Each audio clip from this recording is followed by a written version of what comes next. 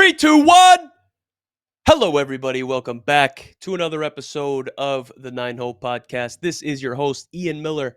Today, I am joined by Jake Kalish, who is currently in Taiwan playing in the Chinese Professional Baseball League for the Uni-President Lions. Jake, what's going on, brother? How you doing? Not much, man. I'm good. Just on the other side of the world, 7 a.m. for you, 7 p.m. for me. So the next day.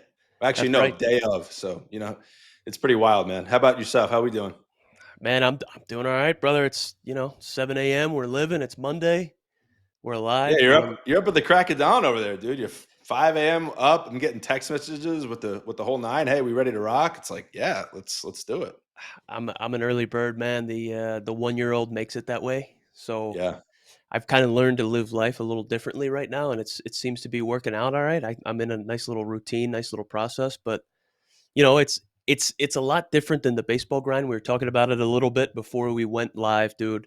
Um, you know, when you're an athlete, you're fortunate enough to you can worry about sleep, right? Recovery is obviously a key piece. I'm going to be asking you about kind of your routine and what you try to do for recovery. Obviously, like when you're outside of baseball and you're done playing baseball, sleep and recovery and stuff is secondary compared to the other stuff that goes on, man. So I'd love to ask you about man, what's going on with being out in Taiwan, what the culture's like, how the style of play is. I'd love to ask you about your career, bro. And if you don't mind, I'd love to start early, bro. So Yeah. um dude, going to George Mason. Yep. How'd you get there? How'd you end up there? Obviously, you've turned everything around from being a 32nd round draft pick into a long and flourishing career, bro. How did you end up at George Mason, being from Jersey? Well, first of all, I appreciate that, man. It's nice to hear some of these days out here can get a little bit long and lonely. So it's a good reminder to just keep at it. But yeah, man. So for whatever reason, growing up in Jersey, I had this idea. I wanted to go south for baseball. I think a lot of us Jersey guys are like, oh, it's cold, we want to get out, whatever. So I had some opportunities to go to Rutgers, Villanova, a couple others. But yeah, just for whatever reason, there was a coach there, Kyle Werman was his name, who I think his brother was a coach at UVA. They both went to UVA. He's not there now anyway, but I was a two-way player. I played outfield, played first, I pitched. Switch hitter, And right? Switch hitter, yes. Which actually, bro, the switch hitter thing is actually really funny how that got started. I guess I could get into that later, but Yeah. it started playing wiffle ball. We in my backyard. We had this rule that because we played in my driveway. We called it the driveway wiffle ball league. Took stats, the whole nine. It was legit, but it was a small park, like how my backyard was set up. And so my buddies and I came up with a rule. You had to hit opposite handed. So if you're a righty, you had to hit lefty. And I always hit righty. And then, dude, it was weird. We were 14, 15. I get up lefty and I'm just stroking it, easy swing. It was weird. It was better than my righty swing. And my dad happened to see me out in the driveway one day, and he's like, dude, why don't we go and hit with this? So I was like, okay. So we go to the park, I'm hitting, and dude, I swear to God, my swing contact, everything was better than my right-handed Natural. swing. I think I'm left-eye dominant. Well, I know I'm left-eye dominant. I figured that out. But dude, no one wanted to let me hit lefty. It was weird. Really? I went to, my high school coach was like, no, you're a righty, you hit righty.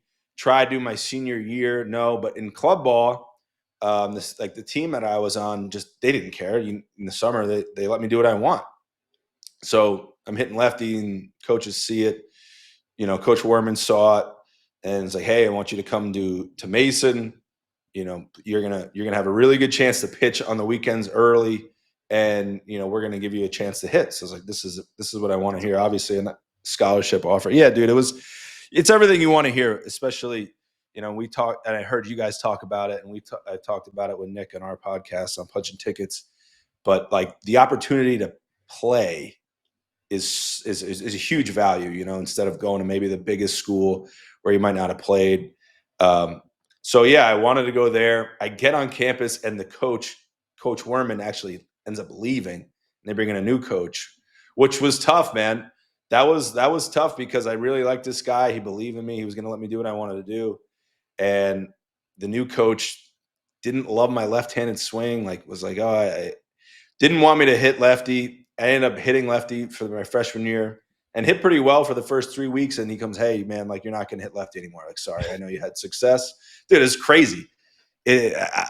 I'm not, it was nuts. So for I don't hit lefty the rest of the year. I come back as a sophomore. I get like 3 at bats, and then I go up to the Cape on a temp contract, and I bring all my stuff. My sophomore year, I bring all my stuff. Like, hey, you never know. And the coach, he's like, hey, I heard you hit. I heard you play outfield, like first base. Like we're kind of low on guys. Guys are the College World Series right now. Why don't you take BP and see what we got? It's like, all right. So I hit lefty, I hit righty. I do my thing. He's like, okay, man. Like, hey, I like what I saw. Like, just be ready. First game comes, I don't play. Finds me right after the game. He goes, hey, you didn't play. You're going to start tomorrow night, wherever. I was, all right, sick. Like, let's rock and roll, dude. So the next game, we're at Wareham, and I'm hitting 5th, bro. Oh my gosh, in the Cape. I've had 3 at bats all year. 3 at bats at plate appearance because I walked twice, so I had 1 at bat. So I get there, I'm hitting 5th, I'm playing right field. I can't remember the dude that I'm facing, man, but he's throwing like pretty hard. He's probably like 90, 92, maybe touch a 3. First heater I see up and away. I'm like, man, like that's all right. Like let's just be on time. Next pitch, bro, I swing. I absolutely hammer this ball to right center field, way out, like bomb, homer. I swear to God, with a wood bat. Dude, it was something out of a movie, bro. Like it felt like nothing. You know how when you get one, like it just felt like pure off the bat. I'm like floating around the bases, and I get in the dugout, bro, and the guys are like, "Yo, you're sandbagging. Like you've hit all year." Like they don't even dap me up. Like cold shoulder, but not even like a funny cold shoulder. Like because I'm telling these guys that I hadn't hit. But anyway, I ended up actually getting hurt that junior year, and then red shirt, and then my red shirt senior year. I'm just grinding to get back, and I ended up actually hitting my senior year. Coach let me hit both ways. I ended up hitting 300. So it's really funny, man, like how that all happened. But that just kind of goes to show, like, yeah, if you feel something comfortable or you can do something, like you just stay at it, and yeah, dude, it's pretty wild. I love it. So you are having success on both sides of the plate, right? You're in college. You're obviously a left-handed pitcher. Man, like at what point or when in your career did it kind of snap for you where you're like, you know what, man, I could probably be a professional pitcher, right? Was there a certain moment or a certain year where it was like, all right, let's lock in here with pitching? Dude, honestly, man, and this is maybe sound like a little conceited, but like from as far back as I can remember, I was like, dude, I mean, the goal was, I always believed that I could pitch in the big leagues. Obviously, I didn't get to accomplish that dream, but I just like had this feel like when I got on the mound, man, that I was just like going to compete against this guy. Like I just felt comfortable, if that makes sense at all. I just felt confident in my ability to go out and like pitch against anybody, no matter what. And I think a lot of that had to do with, like early on, I was able to throw strikes and just attack hitters and get dudes out. Like obviously when at the youth level, but then my brother was drafted by the Red Sox as a senior in high school, 9th round pick. So and got to the big leagues by 22, bro. Like flew through the system. That's crazy. So yeah, I got to see like him and what it took, and like that it is possible to do it. You know what I mean? And I think what a lot of guys run into is like that sense of belief kind of gets shot down somewhere along the road, bro. Man. Yeah, and I think that's bullshit because guys develop at certain ages. Like I said, he was drafted high at 18. I didn't get drafted till I was 23. I didn't figure it out. The thing that I needed to do to get to that, to get drafted, was to throw like 2 or 3 mile an hour harder. Obviously now with the way the game is, it's different, but I did like a weighted ball program with like the Tom House program at the time, my redshirt senior year. And that dude, like I gained 3 off of that. Really? Went from like 86, like 80, 85, 87 to like 88, 91, touch a 2. And that was like, okay, like now you can get to that next level. And that's kind of something that always has been something that's like eluded me is the velocity, but just like the overall like belief and attacking mentality on the mound is something that I've tried to always have. I love it, man. So you said, you always had the dream that you wanted to pitch in the big leagues. Obviously, you haven't gotten there yet. What players and parents and people and fans that are watching this that are fans of baseball might not know is there are a ton of politics that go into getting to the big leagues, and you have to get insanely lucky in order to get to the big leagues. There was a whole bunch of stuff going on in 2020 and 2021 when I played against you last, where you were Yep. having a stellar year and you should have been in the big leagues, but you couldn't necessarily be in the big leagues for reasons that were kind of out of your control, man. So, I wanted to make sure I threw that in there. You got drafted in the 32nd round, and they don't even have that round anymore It's in the gone, draft, dude. bro. They don't even have that anymore in the draft. So you are kind of like an underdog that isn't necessarily, throwing 95 plus 100 miles an hour, right? You're not 6'8", No. imposing, physically imposing and stuff, man. So what was pro ball initially like for you, man? So it's actually really funny because I there my first few years, dude, I was heavy fastball usage guy, which is odd because, like you said, I didn't throw very hard. Um, I came to find out that I had like plus extension, um, and so that just means that the fastball played up a little bit better Yeah, than what it said on the radar gun. So I would get a lot of swing and miss, like up and away to righties, and and then like with lefties, I was able to just pound them in, get some foul balls, get ahead, and then finish with a slider. But dude, I know sounds like I'm beating a dead horse, but it just was the same thing that I always kind of try to do is just like I'm gonna just be on you at all times. And as a hitter, man, especially like you talk to guys when the heat is on and it's just 0-1, 0-2. It's like, damn, all right, like you gotta be, it's you don't get a breath in there. 100%, brother.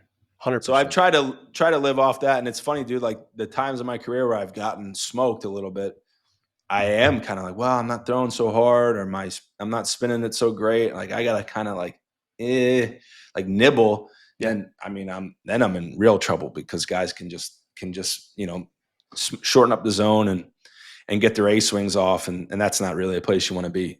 100%, man. So I think it was like you got drafted in 2015. You're in AAA by 2017, man, and that's after the season. That's when I guess it was after or maybe before, but you're pitching in the World Baseball Classic for Team Israel then, Yeah. 2017 and 2023, bro. What was that experience like, man? Is that something like that you can't even prepare for? Like that's just a whole different atmosphere. Yeah, I mean the atmosphere was incredible, dude. I think leading up to it, um, I don't want to say I was like expecting that opportunity, but like when it came, I was like, yeah, like I'm ready. Let's go, And getting there, I was obviously not like the top pitcher that we had. Um, we had Jason Marquis, like longtime big Yeah, league veteran starter, which that dude, man, like you want to talk about a competitor, you want to talk about a guy that's coming at you. It was like, bro, we were taking BP, obviously not me, but we're taking BP. Pitchers are out in the outfield shagging, and I always like to power shag. And I'm out in center field, like outfielders are hitting, so I'm not in anybody's way. And like there's a ball lined in the right center gap, and I like have a beat on it, and I run at it and like snag it. And then out of the corner of my eye, as I'm snagging it, like Jason's coming from right field, and I like cut him off and like catch the ball, bro. And for all you New York, New Jersey people that know he's from Staten Island, dude, he just gives me this look, like that look where you're like, oh man, like I messed up. I'm sorry, yeah, I'm sorry, I'm not gonna get in your way again. And he just like, dude, he literally like stalked me down all the way back. Like he walked back to right, I walked back to center. Um, but he was a huge like mentor in that. Getting just to watch him go out and compete, man. This guy was like, I think he was 40 at the time, maybe, and he's still going out like competing, like bro, throwing 50 pitch bullpens pregame to go out throw his 65 or 70, whatever you were allowed to throw, because there was some pitch count rules, I want to say, in that tournament. And then he'd go back down, bro, to the bullpen and throw another 40, 45. Dude. So it's nuts, man. It was nuts. But we had a bunch of good veteran guys. Like Josh Zide was there, pitching the big leagues with the Astros a little bit. Ryan Lavarnway was catching. Yeah. Ike Davis was DHing for us, and Sam Fold playing center. So we Sample had some size. dudes, man. Yeah, it was like my first time, like in a locker room where there's big leaguers around, like guys that have done it, and you just kind of watch them go about their business, and and it's all about just getting ready for the game, man. It was a ton of fun, and we played really, really well in 17. Got to move on. We went 3-0 in the pool. I only pitched 1 inning. We already had advanced, but we had to play the third game. So I get to pitch against the Netherlands, and kind of what was a meaningless game, but still, dude, really fun, man. They had some dudes. It's like Jonathan Scope was in that Yeah, lineup. dude. I think Bogarts was in there too. They had some dogs, man.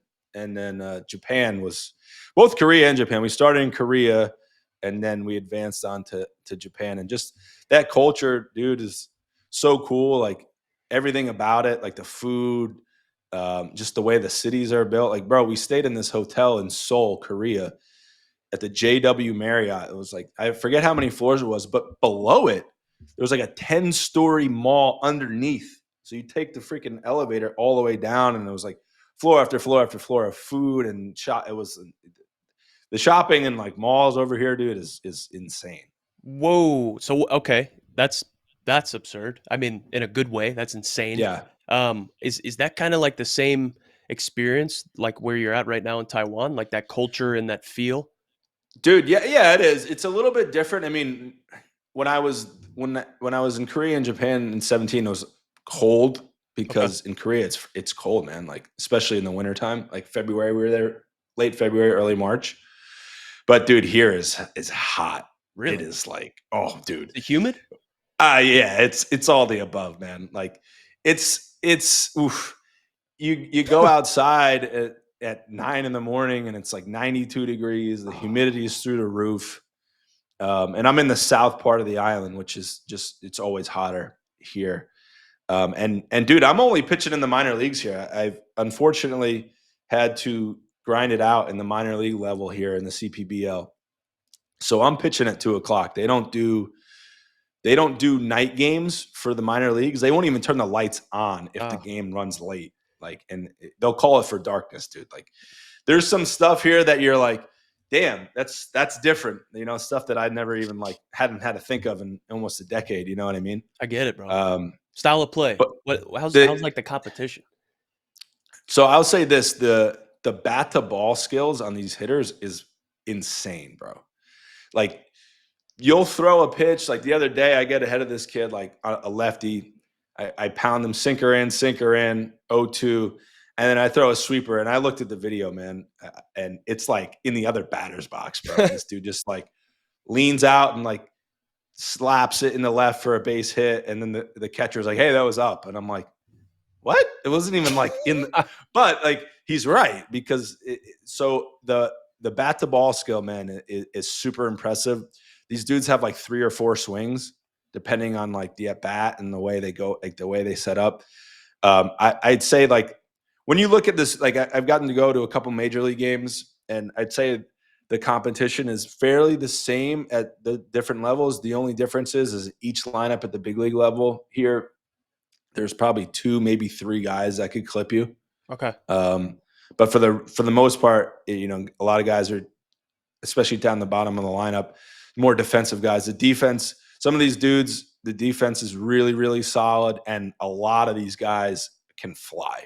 Really? Like turning a double play, man, is you get one of those, you're like, yes, thank you, because most of the time you get a chance, and it's like guys a couple of steps past the bag before the throw even gets there. So the style I would say is it's a throwback style, Okay. especially from the pitchers. There's not a lot of guys throwing really, really hard. There's a couple guys that can bring it.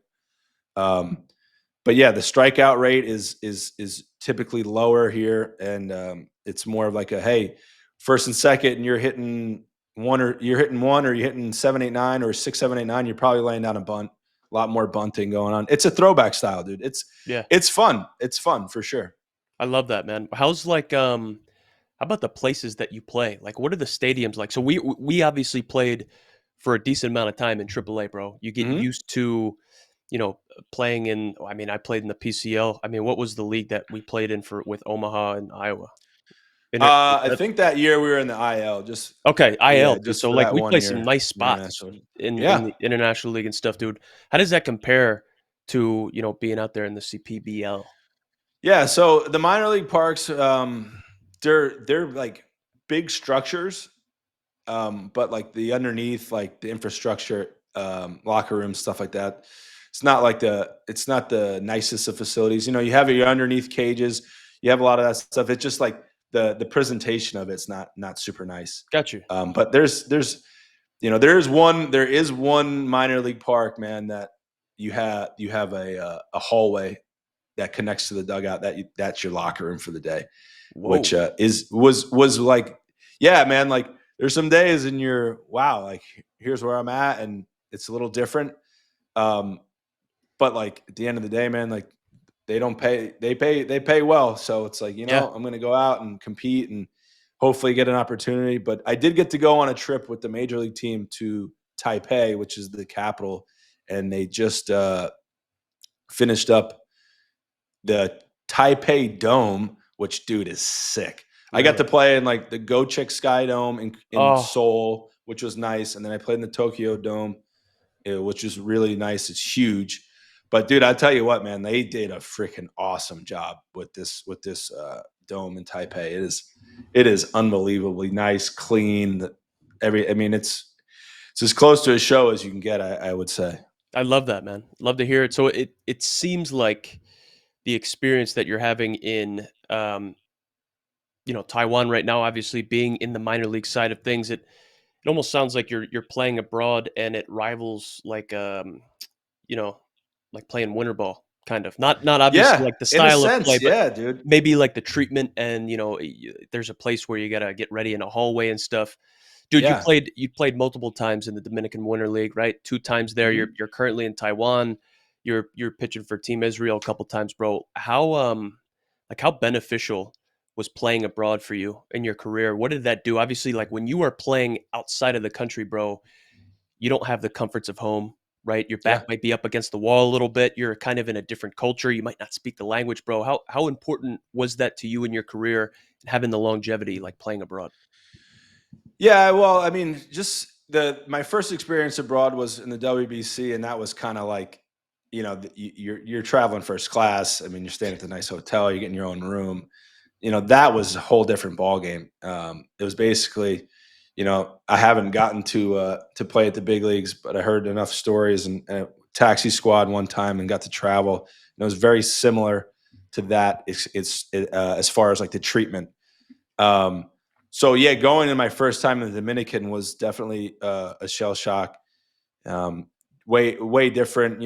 Just it's really just it was the first time in my career that like things that usually I'm accustomed to at the ballpark, like weight room, things like that, that you can kind of knock everything out all at once while you're at the field and go home and be like, I can do whatever I want to do.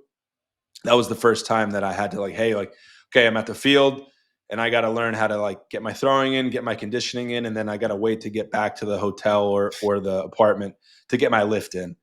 So it's like that part of it is definitely a grind, but man, I still love it, bro. So I I love I it. think that's a thing that I learned that first trip going to Korea and Tokyo is you learn that these other places around the world like love the game. And I know like right now I would say the majority of people in the states may have like a sour taste, so to speak, about baseball. Might not be the most popular thing, which I get. I love the NFL like everybody else. um, but just seeing like the love for the game and that there is opportunity elsewhere if the game in the states kind of passes me by or what they think that the game should be ends up passing me by and there's more opportunity. So I'm super grateful for that, man. And I'm really grateful for my wife, dude. Because without her support and all this, like I don't know. And Yeah, bro. I ask her all the time, I'm like, hey, like you still cool with this? And like, bro, to her credit, she's like, I freaking love it. Dude, she loves watching me pitch, man. So that fires Dude, me up. you know? My So wife says the same thing, bro. We talk about it all the time. She's like, I miss watching you in uniform. I miss watching you play. And it's like, dude, I those miss that pants, too, bro. bro. I tell you what, the high Yeah. socks, it's dude, I miss it. I miss the life. So you're living the dream, brother. I love to hear it, bro. Fires me up. You're still living the dream, still keeping the dream strong. I Um, appreciate it. before we get into some advice to pitchers that want to be in your shoes or want to have the career Yeah. that you want to have, I would love to give a shout out to the sponsor of today's stream, the Leukemia and Lymphoma Society, the Cleveland Student Visionaries of the Year. It is a leadership development program that features highly motivated leaders, and it teaches them professional skills such as entrepreneurship, marketing, and project management, all while working to raise as much money as possible for the Leukemia and Lymphoma Society. So it is a 7-week challenge to raise funds for the fight against blood cancer. In 2024, 37 teams from local high schools in Northeast Ohio raised over $1 million in 7 weeks to help fight and find a cure for blood cancer. There is a link up top. Check it out. They do good work. Appreciate the sponsor of today's stream. Now back to the show. So, Jake, dude, obviously, from the time that we could, be conscious enough to have a dream, we knew that we wanted to play baseball, right? That's kind of Yeah. ingrained in our DNA. That's just, it's been a huge part of our lives, man. So there are a whole bunch of pitchers, obviously, that would love to be in the position that you're in, have the type of career that you have, and be able to play the game as long as you, across multiple levels, across every level, literally. You know what I mean? And kind of be Yeah. able to have the success that you have, man. So how have you had the longevity that you've had and the success that you've had in the game, not throwing 100 miles an hour and kind of like feeding into, the velocity and just what the game's about today, man? How have you been able to carve out that career? Yeah, man. I mean, I'll be the first to tell you, dude. I've tried. Uh, it's looks sweet to like go out and throw 95 and when nasty breaking shit and get after it. And quite frankly, like if I did have a few extra miles an hour, I mean, maybe some of my path may have been a little bit different. So I would be lying to anybody listening to say, hey, like you can throw 88 and continue to get opportunities in this game because the game has definitely changed. I mean, it's not a mystery. You turn it on, you watch it, you listen to executives, you listen to scouts. That's what these guys are looking for. Is it a good thing for baseball? I mean, I think it all depends on your take on it. But as far as like the guys that are listening, man, taking care of yourself is so important. And what I mean by that is like eating and sleeping. And it sounds so like cliche. Oh yeah, like you get it, like sleep and eat. But like it is the most important thing, man. If you're able to take in good stuff every day, like and stay off drinking and stay off video games late night. I play video games. I Yep. love Call of Duty, dude. Like I get it. But we have a young kid here, man, that stays up late and he comes to the yard and feels like crap. And it's really simple. If that's what your priority is and that's really what you want to do with your life is go be like the best pitcher that you can be and pitch for as long as you can. You have to make it a priority. It's that simple. There's too much information out there now. Like got too many guys have done it for a long time. It's not a secret in terms of that. I mean, is there some DNA like luck in there? Yeah, definitely. But that doesn't mean like, hey, like, oh well, I'm not going to take care of myself because I might not. It just might not be my life's path to stay healthy for a long time. Um, Love that, I man. dude, every night, man, every night I get on my Mark Pro, which is like a at home muscle stim Yeah. machine. Suction cup Uh, daddy. yeah, dude, throw that thing on there, let it pump for like an hour while you're watching TV or reading or whatever it is that you're gonna do. Collagen every day, stuff like that. I mean, I think it's a big factor, and yeah, I mean that's really the big thing is taking care of yourself. There's a lot of sacrifices to be made, man. If this is what you want to do, so it's not Yeah, just dude. all, yeah, it's not all rainbows and butterflies out here.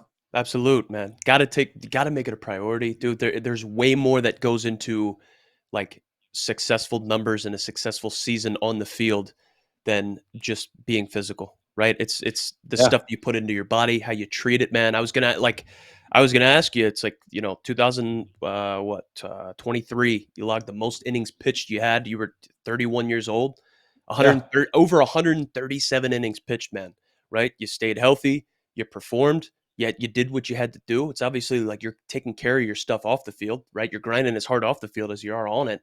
Yep. I think that's a great way to kind of like, you know, parlay everything you got, even if you're not throwing 100 miles an hour, but being available, being ready every day is fucking Yeah, money. being available, dude. Being available is key. And then, and I talked about it earlier. I mean, getting ahead and like pumping the zone, dude. Like you might not have like the Cy Young type season, but when the thing about professional baseball, and I think you're going to continue to see it more and more as guys are throwing harder, but maybe not necessarily staying as healthy because of just like the overall demand they want on their body. These organizations, and even at the big league level, they need guys that can eat innings, that can go out and throw innings. And if you're a guy that is throwing like you're below average velocity, below average stuff, and you're able to pump the zone, dude, like, and you're able to go out and cut some outs, you're maybe pitching to like a mid 3 or high, low 4, something like that. But manager can count on you to go out and get you 4, 5, 6 innings and get you through a 162 game season. There's value in that. Like there's a Mm, lot of guys, and that's not a new thing, but I just think that you'll continue to see that as we go, because at the rate that guys are going down, there's opportunity. Like, hey, some of these teams that are on the bottom of the barrel, they need to get through the season too. They need to pitch innings too. absolutely, man. So, we talked about, having a dream of playing baseball as far as we could take it and as long as we can take it, from the time that we can have a dream, dude. So these pitchers that want to be in your shoes, that want to play into their, early, potentially mid 30s, man, and like grind it out, chase that glory, bro. What don't they know about the professional baseball grind yet? Ooh. Like, I would say, man, like, and you kind of talked about it earlier. There's a lot of things that you can't control in this game, like as far as opportunity.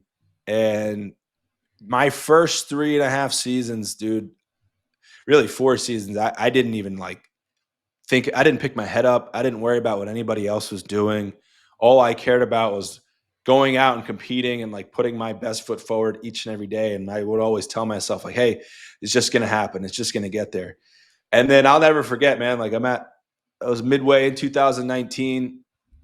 I'm on the All-Star break. And, 2019, I had gone to my first major league camp. I got hurt that camp. So I wasn't really able to pitch. I pitched the opening day of spring training and went down, which sucked. And yeah, I mean, and the Royals were pretty, they weren't a great team that year, but I get to the All-Star break and I have a 3.6 ERA, and I get a phone call from an assistant GM. I'm not going to say who it was, but I get a phone call from him, and I'm like, here we go, dude. Like, this is let's it. go. Because, dude, when you go on the All-Star break, the skipper's like, hey, bring your stuff, Yeah, at AAA, they're like, team might need you after the break. So I'm sitting there on the break. I get the phone call. And I'm like, oh, here we go, dude. Like, this is it. Sick. Like, this is a moment. And they're like, hey, so there's a team in Korea that's interested with you. And we want to let you know that we're going to let you go. And I was like, what? I was like, I don't want to go to Korea. I want to pitch in the big leagues. And they're like, well, we can't really talk about that. I can't really tell you if that's going to happen or not, but we don't want to hold you back if there's an opportunity. And dude, I swear to God, bro, this broke me, like yeah, I bet. broke me, bro. It killed me. And I remember, bro. I remember after that, I like get back. We went to San Antonio, and I had I'm pitching the next day. So now I'm like, okay, well, I need to be perfect. I need to be perfect in order to get this opportunity to Korea, because it's pretty obvious that my major league opportunity is not coming. At least here, it's not. And bro, I'm like tight. I remember just like tightened up. Like all I could think about was like, I got to be perfect. Yeah, And dude. I had a dream the night before my next start. Like I gave that in my dream. I'm like, oh, I gave up 8 runs in like 3 2/3. Like I'm like, oh, whew, it's a dream. I went out and gave up 8 runs in 3 2/3 Oh that next game. no. bro. And like the rest of that month, really the rest of that season, dude, like I just couldn't stop thinking about like, oh well, maybe if I do this, they'll call me up, or if this guy can do that, or and bro, you get lost in what you're trying to do, and that happens all the time. Like, and for me, it happened a lot later in my career, which I'm grateful for, and I feel like I've learned from that. But for guys that are getting into it, you can't control who's getting the opportunity. You can only control like what you're doing in between the lines, man. And it's cliche, but you have to do that. And even here, man, like there's been days, and like I was talking to my wife the other day, like I've been in the minor leagues the entire time here. And the way the rules are is they can only have 4 registered import players at a time. Oh, So they wow. have to they have to completely release another dude in order to activate me. So I came out, and I'm like, dude, and she'd be, hey, like we've learned from this, like we've done this. It sucks, like obviously thank God the pay doesn't change no matter what level I'm at over That's here. big, dude. Yeah, yeah, yeah. Yeah, dude. So that's obviously a huge factor. But like the competitor in me is like, man, like I want to go out and freaking like show out what I can do. Like it's a lot more fun. Obviously, I've enjoyed the guys here, man, where I'm playing at. But just that drive factor is still there. But that's the one thing that I would tell these guys, because you really can't control like who's going to get the opportunity. The only thing you can do is put out and show out every year, and somebody else might grab you. You know, Yeah, that's how this thing goes. it's crazy to think about. You can hit 280, you can hit 300, you can have a 3, you can have a 2 ERA, and you might Yeah, not get promoted, bro. There might be somebody that not even is more deserving of you, or is better than you, or can do the necessary things that they're looking for better than you, but yeah, you might not get called up, bro. It's out of your control, and it can absolutely like drive you nuts, or it can eat you up, can chew you up, yeah, spit you out. I've had seasons ruined at the halfway mark because yeah. I'm hitting 290, 300 at the All-Star break in Double A, and somebody will get called up to the big leagues from Double A that's hitting like a little bit less than me, or it would get called Yep. up to Triple A, and I'm like, dude, fuck, I should have been the guy called up, and then turn into a mental midget, and then I end up hitting like 250, 260 for the year because I'm just, a Yeah. sourpuss. You just gave away 2 months because you're worried about, woe was me. I did that multiple years, bro. Oh yeah. Dude, I could point to that second half of 2019, 2021, and 2023. All 3 of those years, man, like it got me. And all for, different situations, but ultimately the same thing. Like you Mm, feel like you're not appreciated, or you feel like you're not getting yes. the opportunity. You feel like the game owes you something, and the more people you talk to, man, the game does not owe you anything. There's been dudes with way more talent than me or you that have not had a great big league career or a great career at all, and there's been dudes with less talent than us that have had better careers than us. Um, so, dude, that's man, that is it. The thing that I just keep coming back to, dude. The longer I play, it's so much between the years.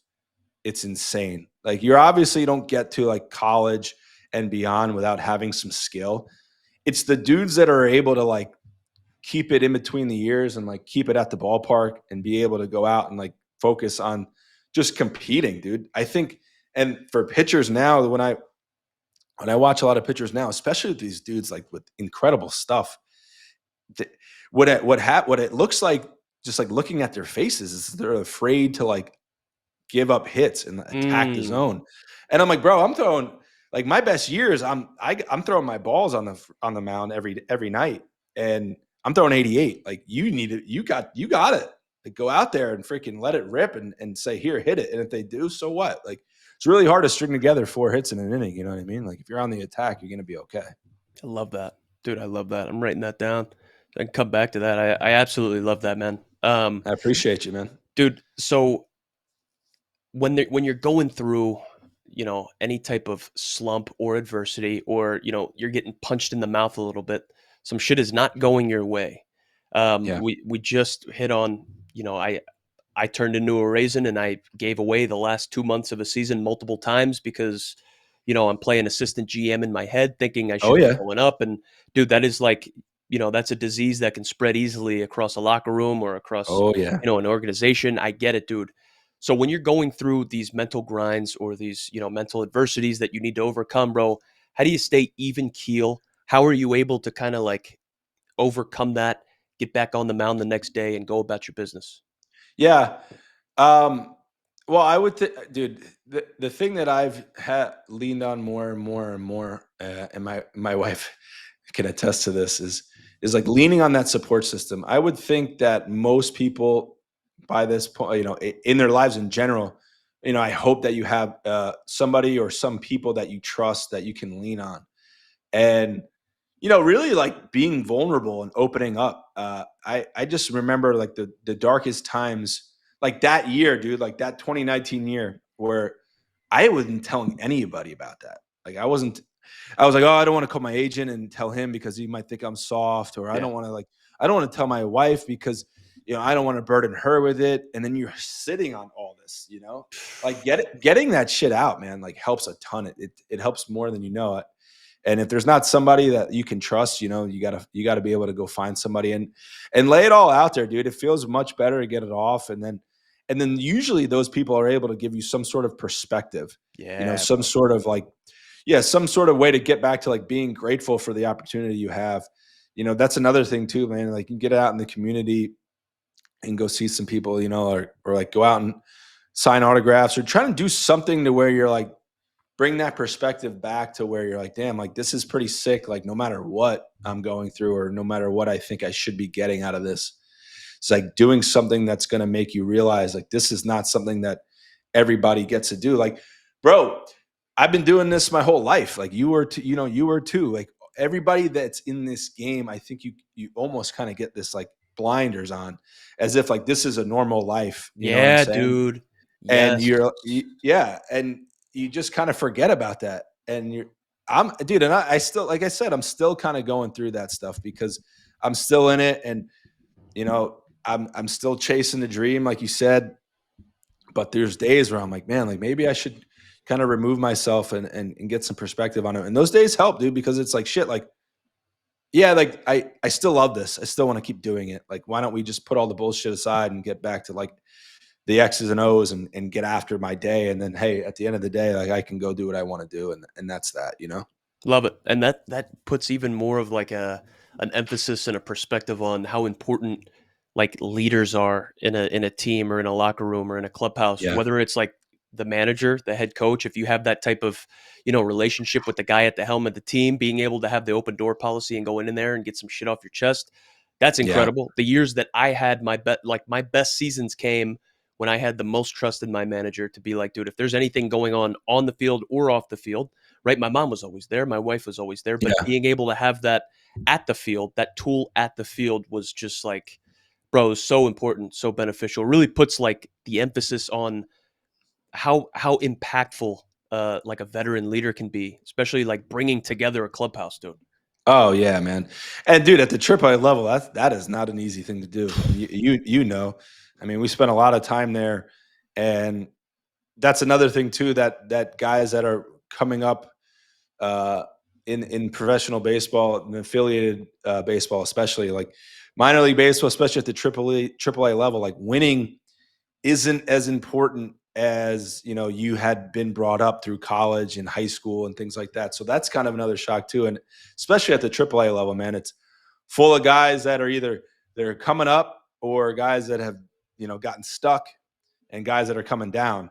And that is a really difficult place to be. And it's really interesting you said that about trust because um, Nick Deeney and I we just had this conversation the other day. Like trust as a manager or coach, especially in professional baseball, man, is so big because you're going through this every day. Like it's every day you're showing up to the ballpark, and it's such a huge thing. Like you said, if you can go lean on a guy, like dude, in 2022 we had Lou Marson, catcher for a while with the Indians, a couple other teams. He was our AAA manager, a young guy, and man, he was just like he got it, like he Yeah, was like, I get it, man. Like, hey, do you need like you want to show up at 5 today? Like, do you need to take a day? Like, whatever, you know what I'm saying? Like, I need you to big. do what you need to do and to get yourself back to, hey, like, I need you to focus up because you're not going to get these days back. And it was like, wow, like, I was able to snap back and get.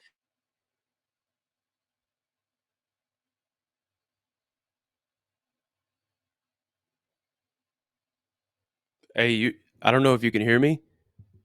Yeah, you're on. Did something unplug? I can't. I don't hear you.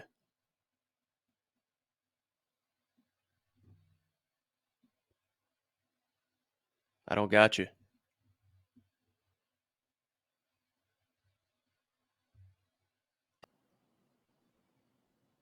How about Oh now? yeah, kid's back. hundred But percent. I don't, hang on a second. One more thing. Sorry, guys. Sorry about that. No worries, brother. No worries, dude. So when I was fortunate enough to be up, like exactly what you're saying, with that type of manager, getting ready. If you got to show up at 5 p.m. in order to be ready to play and to be able to like maximize what you got that day, it resonated with me a little bit, bro, because my first real taste of like Major League Baseball, bro. I'm up there, Minnesota Twins. I'm in a locker room filled with dudes that are making a fucking playoff push. I had no impact on the playoff push, right? I got up there in September, bro. I got like a month up there. And so I'm in there. Guys are grinding. Guys are dragging a little bit, right? They're grown men, played 100 plus games. And so Rocco Baldelli would say, "Hey, it's a big game tomorrow. The clubhouse does not open until 5. Like, don't even bother showing up, dude. These guys, it's like you're telling Nelson Cruz that, man. You know what I mean? Dudes like Marwin Gonzalez, and it's absolutely crazy to me. I love that, bro. I love that example. Fires me up right there. Yeah, dude. Can you hear me? Yep, loud and clear, brother.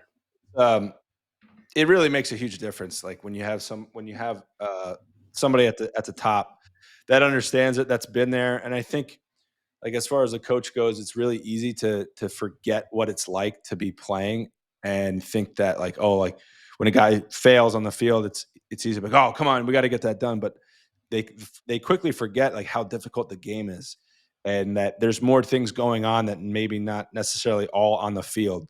So are you able to kind of resonate with your guys and be able to like read the room and know, like, hey, when's a good day to, like, we need extra work, or like today's a day where it's like, you know what, boys, like, get away from it. Like, I'll see you at first pitch. You know what I'm saying? 100%, man. Um, so Jake, I am extremely grateful for your time, brother. Again, we are here joined live with Jake Kalish from Taiwan, pitching in the CPBL, man. Jake, I got two more questions for you, bro. What was the craziest moment of your career? So like crazy in a good way. What was the best moment of your career that you can remember? Oh man. Um, I got to start against Clayton Kershaw in a rehab assignment in AAA in 2017, which was pretty sick. And that was like my second start at AAA, man. Um, that was something. I know it was like, he's rehabbing. It's not at the big league level, but for me, it was like, it was huge, and I just Absolutely, bro. remember, dude, I remember like the ballpark. You've been to OKC, the ballpark.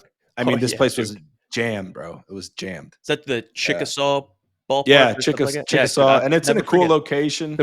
The You know, brick fucking road yes, next. Oh, cool ballpark, dude. It's really like a throwback. The diamond itself is kind of like sunken down below street level. So like when you come in off the yeah, street into the concourse, you like get this look down. It's really a cool spot. it's But yeah, amazing. dude, the ballpark was packed, and I ended up going like 7 shutout and ended up beating him, which was really cool. Whoops. And they had some dudes in the lineup, man. Like Andre Ethier was rehabbing at the time, so I got to face him, which was sick.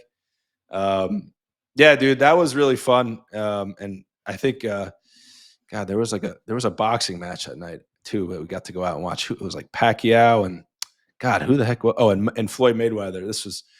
That's incredible. It was an all time night, dude. Like, it was an all time night Yeah, you for never sure. forget stuff like that. So how about on the flip side of that, bro? What was the worst or most embarrassing moment of your career? Who most embarrassing moment? Or like Um, worst or the lowest point? yeah. No, for sure, for sure. I would say, dude, that 2019, man, like I talked about earlier, like getting that phone call and that month, man, like, and I feel so bad because Allie, my wife, was with me like that whole month in Omaha, which was kind of rare at that time for her to be able to come and stay with me for that long. And like that year was the year that I needed to like make that push to the big leagues. You know, it Yep. had been my third season in AAA, not full, but like it was my third season in being in AAA. And man, like that whole month, dude, was just like miserable, really. You know, I'm like checking all my stats at all the time. Like I have an outing. It's like I got to go see where I'm at, and it's like wasn't even present, dude. Like I just remember being like sucked into this like fog, into this hole for that entire month, and Caught up in that it. was really bad, dude. Yeah, man, it's real. Like that's the thing. You know, I don't think if you had gotten me on this podcast like 2 years ago, or obviously in 19, like I said, I probably wouldn't even like bring it up. I'd be like, oh yeah, I'm just, you know, a strong mental dude. Like, no, like it's something that we all go through. Obviously, you know, maybe some guys worse than others. So being able to like have something, some sort of like, you know, rock to lean on to get you out of that, and really like truly like opening up, because that time in my career, man, I thought the world was over. I thought my career was going to end. I thought, you know, I just, it thought all the worst things. And that's just something I don't wish on anybody. Man, I get it. I get it. I get it. That's it's extremely important having that rock, something you can rely on, Yeah. especially in times of need and times of trials and struggle. Jake, brother, that's fire, man. I appreciate you letting me run you through the gauntlet, dude. I appreciate your Of time. course, bro. This has been an Uh, absolute banger of a recording right here. Anytime, man. Anytime. And Yeah. we'll have to have you on the Punch and Tickets pod here at Yep. some point. Me, Uh, me and Deanie. That'd be perfect. Yeah, Nick Daney, who was on the Nine Hole podcast every Wednesday, man. Jake and Nick had just started a podcast here live on No Filter, man. They're going to be putting out a lot of stuff moving forward. Yeah, punching tickets. Check them out here. Great stuff in the future, man. Jake, again, I'm so grateful for your time, brother. Looking forward to seeing the continued success, man. And dude, I would love to have you back on here again soon, bro. Thank you. Hey, thanks, man. I appreciate it. Yeah, definitely. We'll be in Of, touch. of course. Thank you, everybody, for tuning in here again for another episode of the Nine Hole Podcast. We will see you back here. Shit. I think tomorrow. I We'll see you back here again tomorrow. See you, everybody. Appreciate you, Jake. See ya.